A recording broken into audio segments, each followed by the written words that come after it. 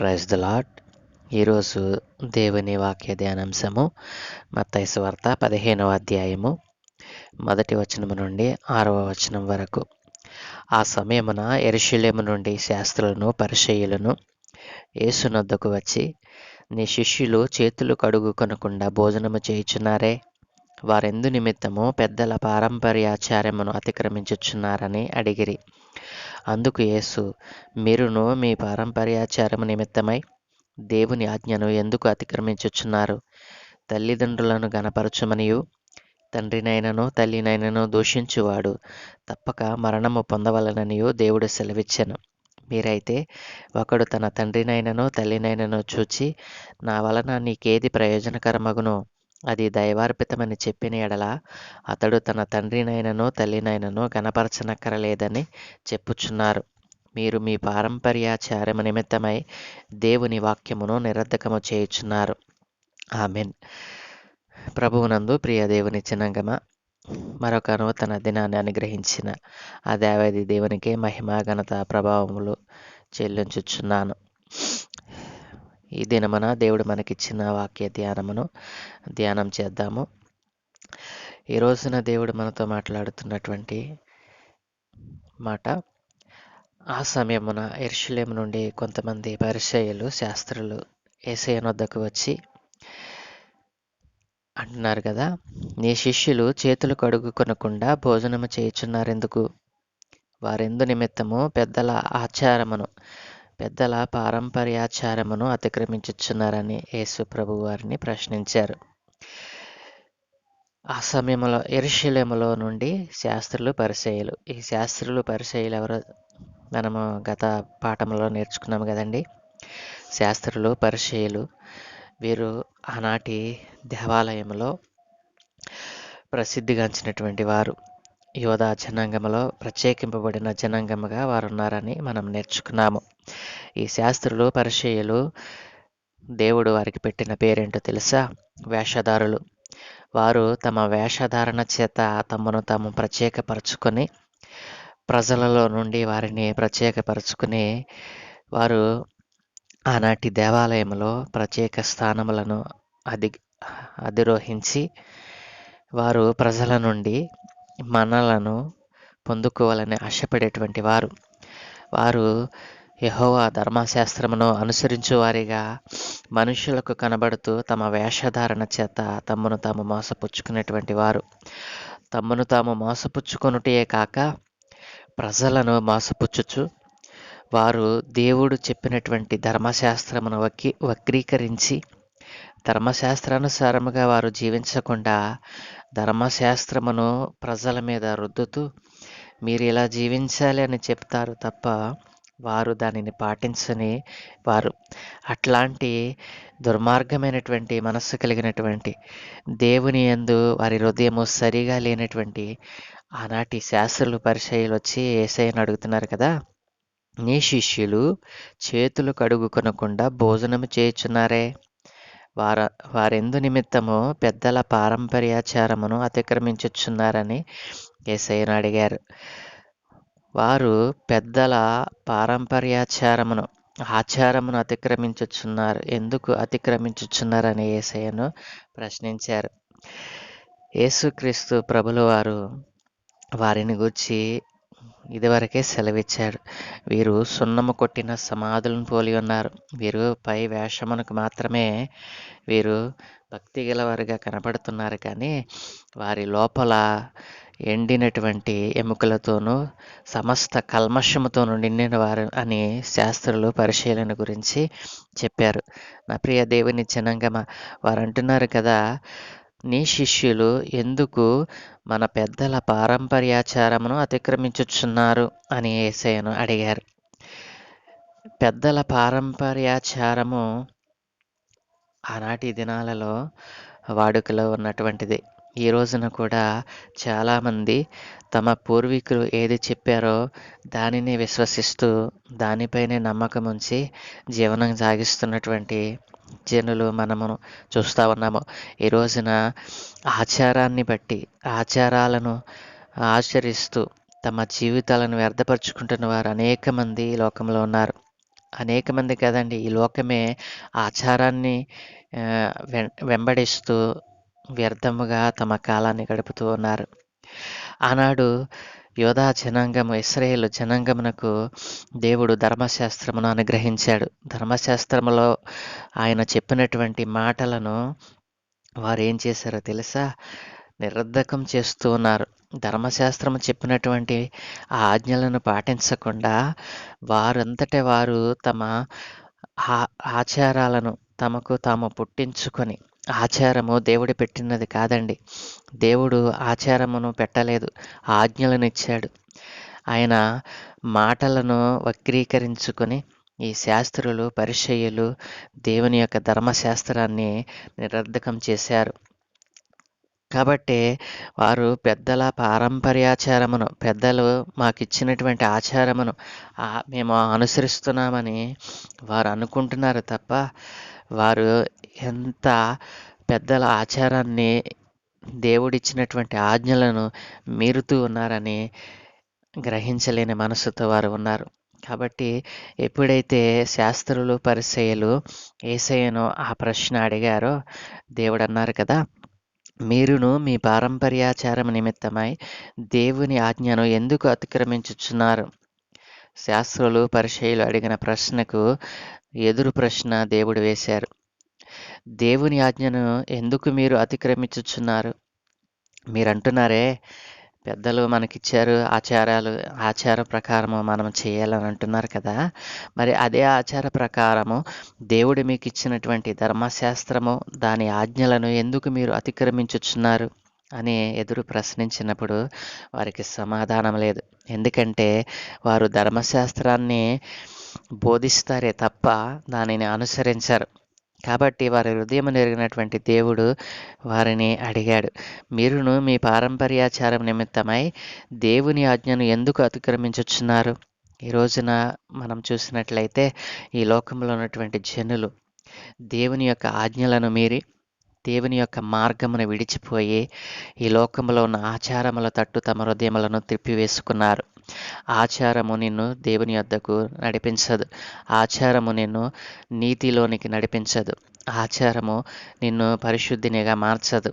ఆచారము పరలోక రాజ్యము నిన్ను చేర్చదు. నా ప్రియ దేవుని బిడ్డలారా, ఆలోచిస్తూ ఉన్నారా?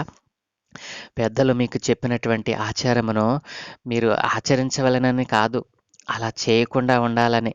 ఒకవేళ మన పెద్దలు మనకు ఒక నియమాన్ని నియమించినప్పుడు అది మనకు క్షేమకరమైనదే తప్ప అపాయకరమైనది అయితే మనం ఆచరిస్తామా?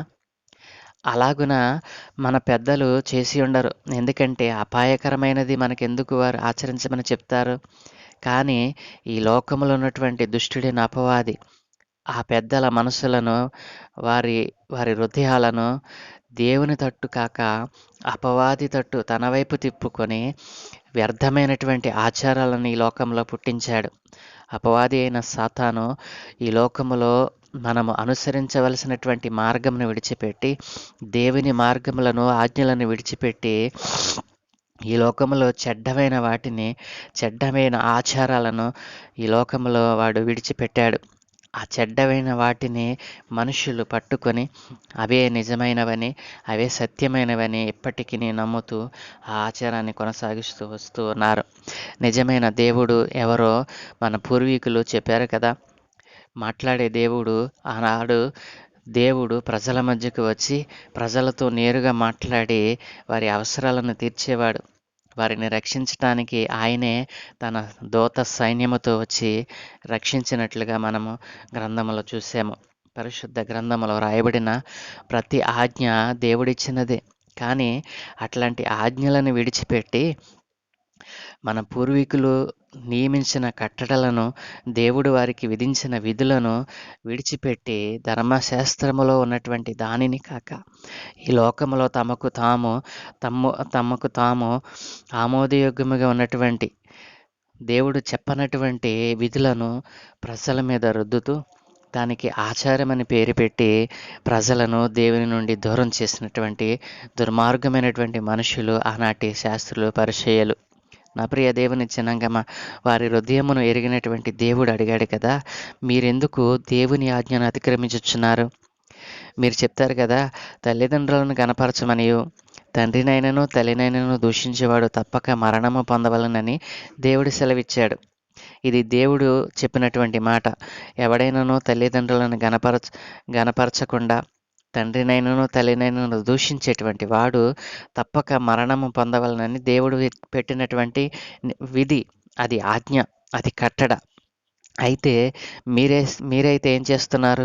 ఒకడు తన తండ్రినైనను తల్లినైనను చూచి, నా వలన నీకేది ప్రయోజనకరమగునో అది దైవార్పితమని చెప్పిన ఎడల అతడు తన తండ్రినైనను తల్లినైనను గనపరచనక్కరలేదని చెప్పుచున్నారు. దేవుడు చెప్పినటువంటి మాట ఏంటి? నీ తల్లిని తండ్రిని సన్మానించు, వారిని గనపరచాలి, వారిని దూషించకూడదు. అట్లా ఎవడైతే దూషిస్తాడో వాడు తప్పక మరణం పొందాలని దేవుడు చెప్తే వారు ఏం చేస్తున్నారు? ఈ శాస్త్రుల పరిచయులు దానిని ఎలా మార్చుకున్నారో తెలుసా? ఎవడైతే తల్లిదండ్రులకు ఇవ్వవలసినది ఇవ్వకుండా, దానిని పొందదగినది వారికి ఇవ్వకుండా, అది వారి వలన ప్రయోజనకరంగా అంటే వారికి ఉపయోగపడినది ఏదో అది దైవార్పితం, ఇది దేవునికి అర్పించబడినది కాబట్టి అట్లా అర్పించినట్లయితే నీవు నీ తండ్రిని తల్లిని సన్మానించనక్కర్లేదని ప్రజలను తప్పుద్రోవ పట్టిస్తున్నారట. తల్లినైనను తండ్రినైనను చూడనక్కరలేదు, తండ్రినైనను తల్లినైనా చూడకుండా వారికి నిర్ణయించినటువంటి దానిని దేవునికి అర్పించినట్లయితే, నీ తల్లిదండ్రులను చూడకుండా నీకున్న దాన్ని దేవునికి అర్పించినట్లయితే, అట్లా అర్పించినట్లయితే అట్లాంటి వారు తండ్రినైనా తల్లినైనా గనపరచనక్కర్లేదు, వారిని సన్మానించనక్కర్లేదు అనేటువంటి ఆ వ్యర్థమైనటువంటి ఆచారాన్ని ప్రజల్లోనికి చొప్పించి దేవుని యొక్క ఆజ్ఞలను మీరినట్లుగా వారు ప్రజలను ఆనాడు ఆ జనాంగమును యోధా జనాంగమును ఆనాటి ప్రజలను వారు తప్పుద్రోవ పట్టించారు. అందుకనే దేవుడు వారికి పెట్టిన పేరేంటో తెలుసా? వేషధారులు. వారు పై వేషము మాత్రము భక్తి గల వారిగా కనపడతారు తప్ప వారిలో దేవుని యొక్క ఆజ్ఞలను కానీ దేవుని మాటలను కానీ అనుసరించేటువంటి హృదయం వారికి లేదు. నా ప్రియ దేవుని జనాంగమా, ధర్మశాస్త్ర గ్రంథములో దేవుడు వ్రాయించాడు కదా, నీ దేవుడైన యెహోవా నీకు అనుగ్రహించు దేశములో నీవు దీర్ఘాయుష్మంతుడవునట్లు నీ తండ్రిని తల్లిని సన్మానించాలి. నిర్గమకాండము 20:12 దేవుడు వ్రాయించాడు కదా, మనకు దేవుడు ఇచ్చినటువంటి ఈ దేశంలో మనము దీర్ఘాయుష్మంతుడవునట్లు, దీర్ఘాయుష్యుతో మనం జీవించాలి అంటే మన తండ్రిని తల్లిని సన్మానించాలి అని దేవుడు వ్రాయించాడు.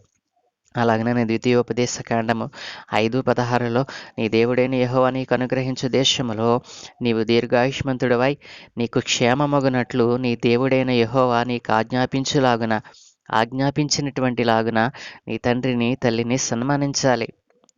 అలాగుననే తన తండ్రినైనను తల్లినైనను శపించువాడు నిశ్చయముగా మరణశిక్ష నొందును. నిర్గమకాండము 21:17 దేవుడు రాయించాడు, తన తండ్రినైనను తల్లినైనను శపించువాడు నిశ్చయముగా మరణశిక్ష నొందును. ఇది దేవుని యొక్క ఆజ్ఞలు, దేవుడు ఆ ఇశ్రాయేలు జనాంగానికి ఇచ్చినటువంటి విధి కట్టడలు. ఎవడైనాను తన తండ్రినైనను తన తల్లినైనను దూషించునో వానికి మరణశిక్ష విధింపవలెను. లేవీకాండము 20:9 దేవుడు వ్రాయించినటువంటి ఈ విధులు.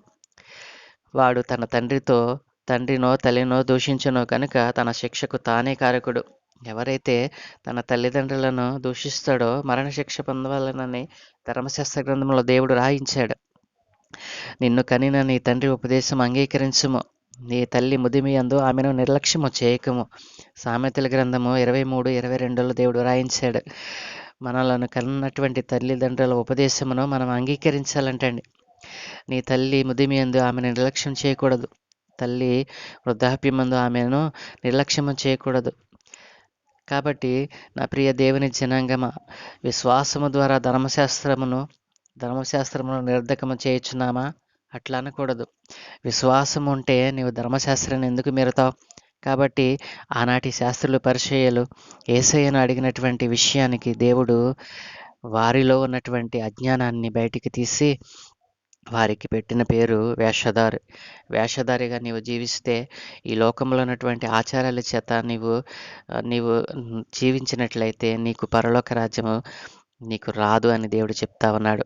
కాబట్టి నా ప్రియ దేవుని జనాంగమా, ఆచారానికి బద్ధుడివై ఈ లోకంలో ఉన్నటువంటి దేవుని ఆజ్ఞలను మీరి, దేవుడు చెప్పినటువంటి మాటలు, దేవుడు చెప్పినటువంటి మార్గంలో నడవకుండా నిన్ను నీవు పాడు చేసుకుంటున్నావా?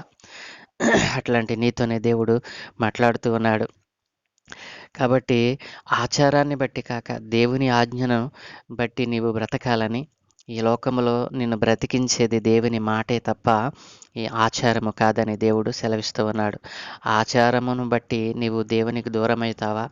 ఆచారమును బట్టి నీవు దేవుని మాటను నువ్వు వ్యతిరేకిస్తావా? ఆచారాన్ని బట్టి నిజమైనటువంటి సత్య దేవుడు ఎవరో తెలుసుకొనకుండా ఆచారంలోనే నీవు మ్రగ్గిపోతావా? ఆచారము నిన్ను బ్రతికించదు. ఆచారము నిన్ను దేవుని యొద్దకు చేర్చదు.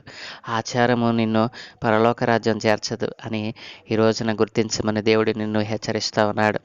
వ్యర్థమైన భక్తి నీలో నుండి తీసివేసి, ఆచారాలను బట్టి కాక, పెద్దలు ఎన్నో మంచి మంచి విషయాలు మనకు ఇది చెప్పారు.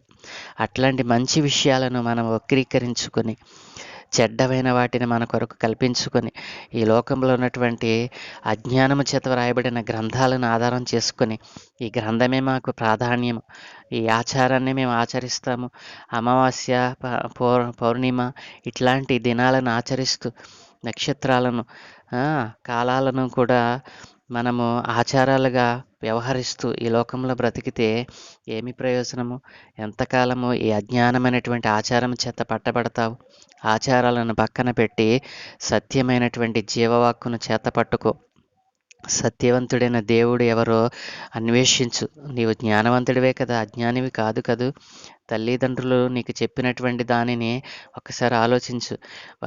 వారు ఆచరించినటువంటి ఆచారములో ఏమైనా సత్యముందా, జ్ఞానముందా, వివేచముందా అనేటువంటిది నీవు గుర్తించకుండా అజ్ఞానము చేత ఎంతకాలము ఆచారాల చేత నీవు పట్టబడతావు.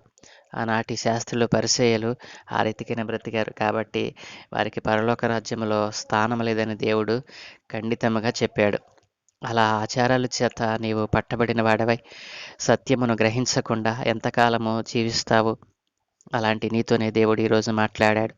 ఆచారాన్ని విడిచిపెట్టి సత్యమైనటువంటి వాక్యమును నీవు చేత పట్టుకుని ఆ పరలోక రాజ్యము చేరాలని దేవుడు ఆశపడుతూ ఉన్నాడు. ప్రార్థన. పరలోకమందున్న మా ప్రియ తండ్రి, గొప్ప దేవా, నీకు స్తోత్రాలు నాయన. మా జీవితంలో మరొక నూతన దినాన్ని అనుగ్రహించినందుకే మీకు స్తోత్రాలు.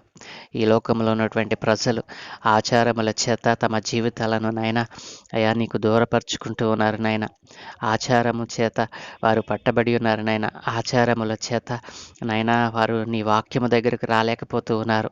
అట్లాంటి వారికి నీ వాక్యమును ప్రకటించుటకై అయా ఇదిగో తండ్రి నైనా ఎంతో వేదన పడుతూ నైనా ప్రయాసపడుతూ నైనా నీ వాక్యమును ప్రచురిస్తూ ఉండగా, నీ వాక్యమును వారికి వినిపిస్తూ ఉండగా అడ్డుకుంటూ ఉన్నారు నాయన.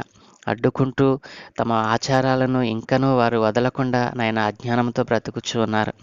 అట్లాంటి నాయన అజ్ఞానంతో ఉన్నటువంటి వారిని మీ చేతులకు అప్పగిస్తూ వారితో మీరు సూటిగా మాట్లాడారు. ఇదిగో తండ్రి, ఆచారాలను ఆచరిస్తున్నారే తప్ప నీవు విధించిన కట్టలను, ఆజ్ఞలను పాటించకుండా బ్రతుకుతున్నారు నాయన. అయా నీ నామం ఎరిగిన వారే కాదు, నీ నామం ఎరిగిన వారు కూడా ఇలాగనే ఉంటూ ఉండగా నీ వాక్యములకు వారి చెవులను ఇవ్వకుండా నాయన వేషధారణ చేత తమ జీవితాలను వ్యర్థపరుచుకుంటూ ఉన్నారు. అట్లాంటి వారందరితో మీరు మాట్లాడమని, అట్లాంటి వారందరినీ మీ చేతులకు అప్పగిస్తూ ఉన్నారు. వారి ఆత్మలను రక్షించండి నాయన. ఆత్మల భారము చేత ఇదిగో తండ్రి ఎందరో నీ సువార్తను ప్రకటిస్తూ ఉండగా అట్లాంటి వాటిని పెడచెవిన పెడుతూ నీ మార్గంలోనికి అయా సత్యములోనికి రాకుండా అయా నిజమైన దేవుడవు, పరిశుద్ధుడవని, మాట్లాడే దేవుడవని, నీవే నిజమైన దేవుడవని, మార్గము, సత్యము, జీవమై ఉన్నటువంటి వాడవని, నిత్యము మమ్మలను కాపాడుతున్నవాడవని గుర్తించకుండా ఆచారముల చేత పట్టబడినటువంటి నీ బిడ్డలందరినీ ఈ రోజున విడిపించమని, సత్యవాక్యమును వారు విని అంగీకరించి నీ నామమున వారు మారుమనసు పొందటానికి సహాయం దయచేయమని అయ్యా ఈ దినమున మేము చే పనులన్నిటి మీద కనుదృష్టి ఉంచి మరొక